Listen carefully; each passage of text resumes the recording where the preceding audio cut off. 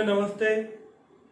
હાલની વૈશ્વિક મહામારીને ધ્યાનમાં લઈને પ્રયોજાતા ઓનલાઈન એજ્યુકેશનમાં શ્રી માતૃછાયા કન્યા વિદ્યાલય આપને આવકારે છે। આપ જાણો છો, ધોરણ 12 સંસ્કૃત પાઠ્યપુસ્તક એને 3 રીતે વિભાજિત કરવામાં આવેલ છે: પદ્ય વિભાગ, ગદ્ય વિભાગ અને સાહિત્ય વિભાગ।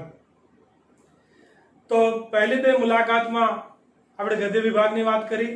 આજે સાહિત્ય વિભાગ। સાહિત્ય વિભાગમાં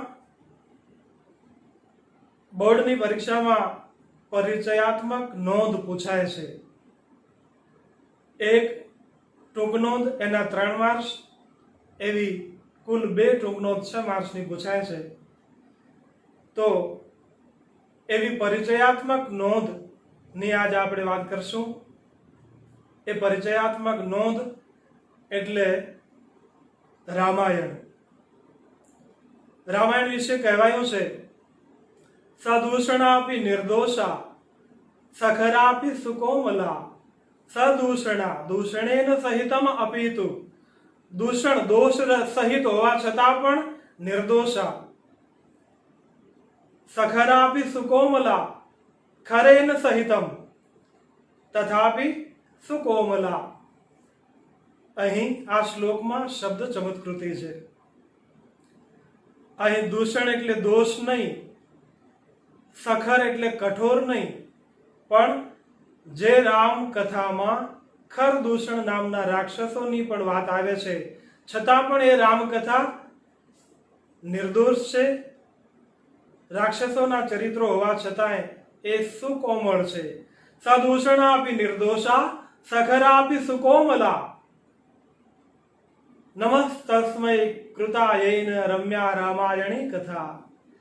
આવી રમણીય રામકથાની જેણે રચના કરી, તસ્મૈ નમઃ, એને હું નમન કરું છું।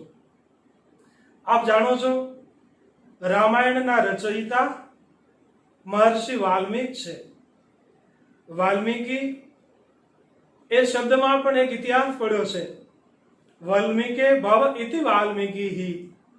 જે વલ્મીકમાંથી એટલે કે ઉદય લાગી ગયેલા માટીના ઢેફા જેના શરીર પર તપ કરતા બંધાઈ ગયેલા એવા વલ્મીક આટલા પરમ તપસ્વી કે જે તપશ્ચર્યામાં બેઠા હોય એ દરમિયાન એના શરીર પર ઉદયના ઢેફા જામી જાય, માટી જામી જાય, અને પરમ તપસ્વીનું નામ વલ્મીક પરથી વાલ્મીકી પડ્યું। તો નમસ્તસ્મૈ કૃતાયૈન રમ્યા રામાયણી કથા। એવા રામકથાના રચયિતા મહર્ષિ વાલ્મીકી જે રામકથાની રચના કરે છે, એની પૂર્વ ભૂમિકા કંઈક એવી છે। તમસા નદીનો કિનારો, પ્રભાતનો સમય, મહર્ષિ વાલ્મીકી સ્નાન કરવા માટે થઈ અને નદી તીરે જઈ રહ્યા છે। પણ જ્યાં આંખ ઊંચી કરીને જોયું, એક દ્રશ્ય નજર સામે પડ્યું। શિકારીએ ક્રૌંચ યુગલ એમાંના નર પક્ષીને પોતાના બાણથી વીંધી નાખ્યો। વિંધાયેલ નર ક્રૌંચ એના પ્રાણ ઉડી ગયા। માદા પક્ષી એ કલ્પાંત કરે છે। વાલ્મીકીએ સાંભળ્યું। સાંભળતાની સાથે ઋષિના હૈયામાંથી કરુણાની શાબ્દિક ધાર વહી અને એમણે કીધું, મા નિષાદ પ્રતિષ્ઠામ તમ અગમ। હે નિષાદ, હે શિકારી, તારી અપકીર્તિ ક્યારે નહીં ભૂસાય। મા નિષાદ પ્રતિષ્ઠામ તમ અગમ યત કૌંચ મિથુનાદ એકમ અવધિ। ક્રૌંચ પક્ષી એના યુગલ જોડીમાંથી તે એકને હણી નાખ્યો, માર્યો। માટે હે પારધી, હે શિકારી, તારી અપકીર્તિ આ ધરતી પર કાયમ રહેશે। આ ઘટના ઘટી ગઈ, પણ પછી બન્યું એવું કે મહર્ષિ વાલ્મીકીજીએ સહજ શબ્દો જે ઉચ્ચારેલા એ યોગાનું એવું અનુષ્ટુપ છંદ હતો. ઋષિના મુખે જે શોક પ્રગટ થયો એ શ્લોક બની ગયો અને આકાશવાણી થઈ. અને આકાશવાણીમાં બ્રહ્માએ મહર્ષિ વાલ્મીકીને આદેશ કર્યો કે હે ઋષિરાજ, આ છંદમાં તમે રામાયણની રચના કરો.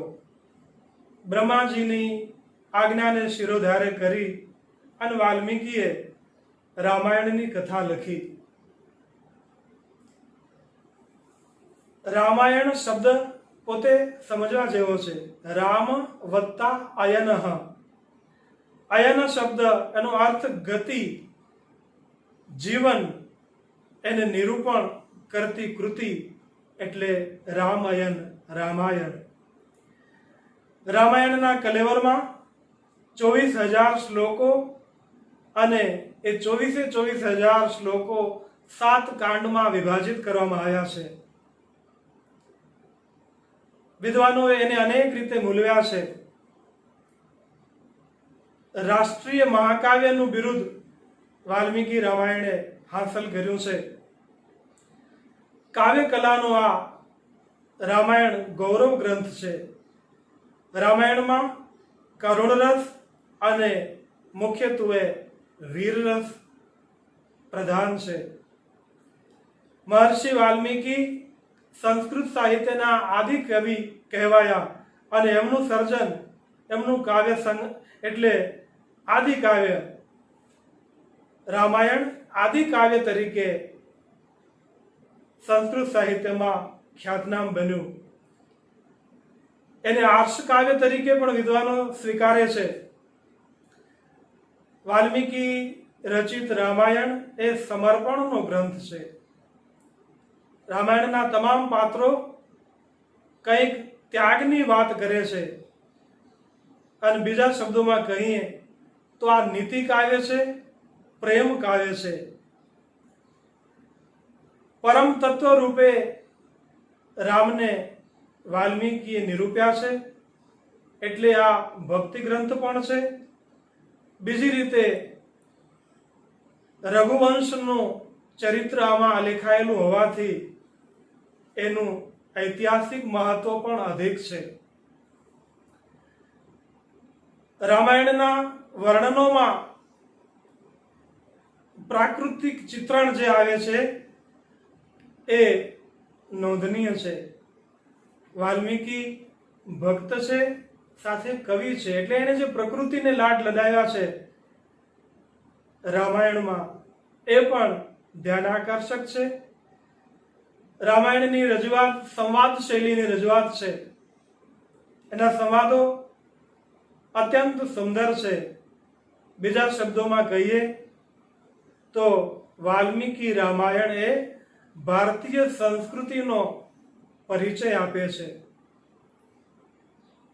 રામાયણની કથા વસ્તુ એનાથી તો કોણ અજાણ હોય.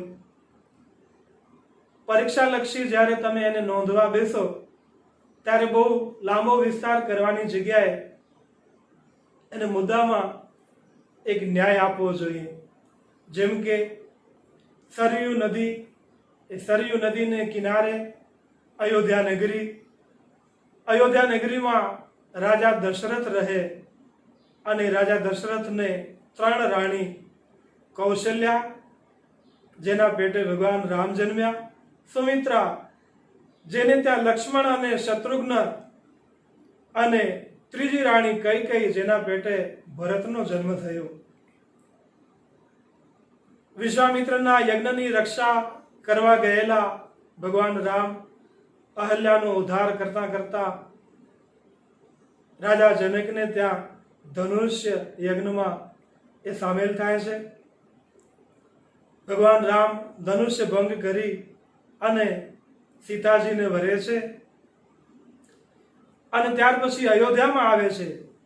રાજા દશરથે એક મનમાં જે મનોરથ કે હવે મારે રામને રાજ્ય સિંહાસન આપી દેવું જોઈએ, પણ મંથરાના કહેવાથી કૈકેયીએ રાજા દશરથ પાસેથી વરદાન માંગી અને રામને વનમાં મોકલ્યા. રામના વિરહમાં રાજા દશરથ એણે પ્રાણ ગુમાવ્યા. સાથે વનમાં સીતા રામ સાથે જાય, રાવણ દ્વારા એનું અપહરણ થાય.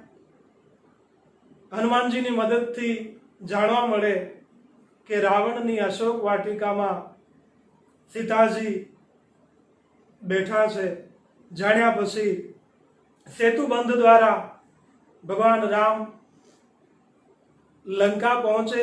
રામ રાવણનું યુદ્ધ થાય અને યુદ્ધમાં રાવણ પર વિજય મેળવીને ભગવાન રામ સીતાને પુનઃ પ્રાપ્ત કરે, અયોધ્યામાં પાછા આવે. રામ રાજા બને, રાજધર્મના પાલન માટે સીતાનો ત્યાગ કરે. વનમાં વાલ્મીકીના આશ્રમમાં સીતા 2 પુત્રો લવ અને કુશને જન્મ આપે. આ છે રામાયણનું કથાનક, એની કથા વસ્તુ. તો જ્યારે પરીક્ષાને ધ્યાનમાં લઈને તમે એને નોંધતા હો ત્યારે રામાયણની વિશેષતા, એનું કથાનક, એનું સમગ્રલક્ષી મૂલ્યાંકન એમાં આવી જાય એ ઈચ્છનીય છે. આ નોંધ પરિચયાત્મક નોંધ રીતે તો કામની છે જ, પણ એના સિવાય નાના નાના પ્રશ્નો પણ આમાંથી મળે છે. સાહિત્ય વિભાગમાં જે પ્રશ્નો પૂછાય છે એ નાના નાના પ્રશ્નો પણ આમાંથી મળી રહે છે. જેમ કે રામાયણના રચયિતા કોણ, રામાયણના પાત્રો વિશે જણાવો, રામાયણ, રામ વત્તા આયન, રામાયણ એટલે શું, રામાયણના કાંડ કેટલા. તો આ સમગ્ર લક્ષી પરિચયાત્મક નોંધની વાત મેં આપની સામે મૂકી. આ રીતે પરીક્ષામાં જો આને ન્યાય આપવામાં આવે તો આમાં પૂર્ણપણે વધુને વધુ માર્ક્સ મેળવી શકાય છે. તો આ પરિચયાત્મક નોંધ વારંવાર સાંભળી, પાઠ્યપુસ્તકમાં વાંચી અને એનું મનન થાય, એ યાદ રહી જાય એવા પ્રયત્ન કરવા. શુભકામના. નમસ્તે.